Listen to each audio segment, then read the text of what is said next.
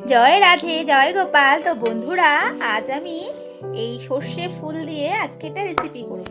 তো এখন আমি এখানে সর্ষে পাতাগুলো থেকে টেনে টেনে টেনে নিয়ে এই ফুলগুলোকে আমি এক জায়গায় জড়ো করলাম। তো এই ফুল দিয়ে আজকে কি বানাতে চলেছি তো আপনারা দেখবেন। তো আমি এখানে ফুলগুলোকে এই ডাঁটাগুলোর কাছ থেকে ছাড়িয়ে আলাদা করে রেখেছি। এখন ভালো করে এই ফুলগুলোকে জল দিয়ে ধুয়ে নেব। জলটাকে ভালো করে ঝরিয়ে নিয়ে এবারে আমি ফুলগুলোকে একটু কুচি কুচি করে কেটে নেব।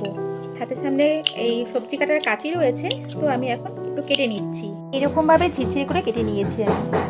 এখানে আমি বেসন গুঁড়ো দিচ্ছি 2 চামচ। তো অনেক সময় কি হয়, অনেকে মটর ডাল বাটা করে করলেও খেতে ভালো লাগে। আমি এখানে বেসনই দিচ্ছি, আর তার সাথে দিচ্ছি চালের গুঁড়ো 2 চামচ, একটু হলুদ গুঁড়ো, সাথে একটু চাট মশলা। যেহেতু চাট মশলার মধ্যে লবণের নোনতা ভাব লাগে, তাই আমি সামান্য একটু লবণ দিয়ে দিলাম। সামান্য একটু চিনি দিলাম, কাঁচা লঙ্কা কুচি দিলাম, ধনেপাতা কুচি দিলাম, যাতে স্বাদটা আরো ভালো লাগে। এবার সব কিছু একসাথে আমি মেখে নিলাম।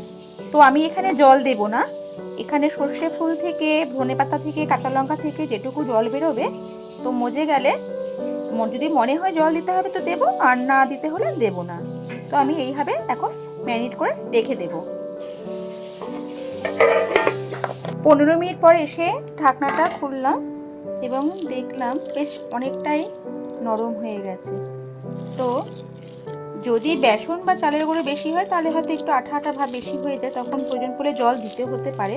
কিন্তু আমি পরিমাণটা ঠিকভাবে দিয়েছি বলে আমার আর জলটা লাগলো না। এখানে আমি সর্ষের তেল দিয়ে বড়াটা করব। এমনি অন্যান্য বড়া রিফাইন তেলেই করি, কিন্তু যেহেতু সর্ষে ফুলের বড়া, সর্ষের তেল দিয়ে বড়াটা করব। তো তেল গরম হয়ে যাওয়ার পর আমি এক এক করে বড়াগুলো ছেড়ে দিচ্ছি। খানিকক্ষণ পর বড়াগুলোকে আমি উল্টে পাল্টে দিচ্ছি। তো এখন দেখুন বড়াগুলো গোল্ডেন ব্রাউন হয়ে গেছে, তাই এখন বড়াগুলোকে তেল থেকে তুলে নিলাম।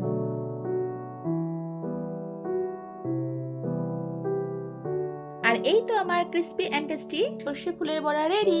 আপনারাও বাড়িতে এইভাবে ট্রাই করে দেখতে পারেন, আর আমাকে অবশ্যই জানাবেন কেমন লাগলো। দেখা হচ্ছে পরের ভিডিওতে, ততক্ষণের জন্য টাটা।